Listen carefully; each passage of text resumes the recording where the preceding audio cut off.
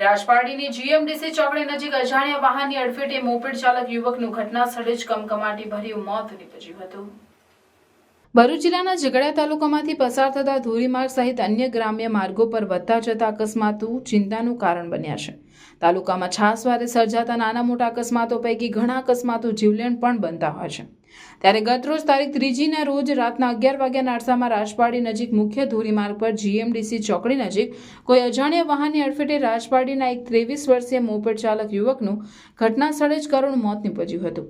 આ અંગે રાજપારડી પોલીસમાંથી મળતી વિગતો મુજબ રાજપારડીના માધવપુરા વિસ્તારમાં રહેતો વિક્રમભાઈ રતિલાલ વસાવા નામનો 23 વર્ષીય યુવક ગતરોજ રાતના સમયે તેના મિત્ર હિમાંશુને મૂકવા જાંબુડા ફળિયામાં ગયો હતો।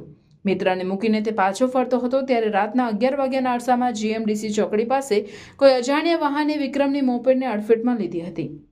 આ અકસ્માતમાં વિક્રમભાઈના માથા પર અજાણ્યા વાહનનું વ્હીલ ચડી જતા ગંભીર રીતે ઇજાગ્રસ્ત થયેલ વિક્રમભાઈનું ઘટના સ્થળે જ મોત નીપજ્યું હતું। અકસ્માત બાદ અજાણ્યા વાહનના ચાલકે તેનું વાહન લઈને ઘટના સ્થળેથી નાસી ગયો હતો। અકસ્માતની આ ઘટના સંદર્ભે મૃતકના ભાઈ રાકેશ રતિલાલ વસાવા રહેવાસી માધવપુરા રાજપારડીનાએ રાજપારડી પોલીસમાં અકસ્માત સર્જી નાસી જનાર અજાણ્યા વાહન ચાલક વિરુદ્ધ ફરિયાદ લખાવતા પોલીસે ગુનો નોંધી કાયદેસરની કાર્યવાહી હાથ ધરી હતી।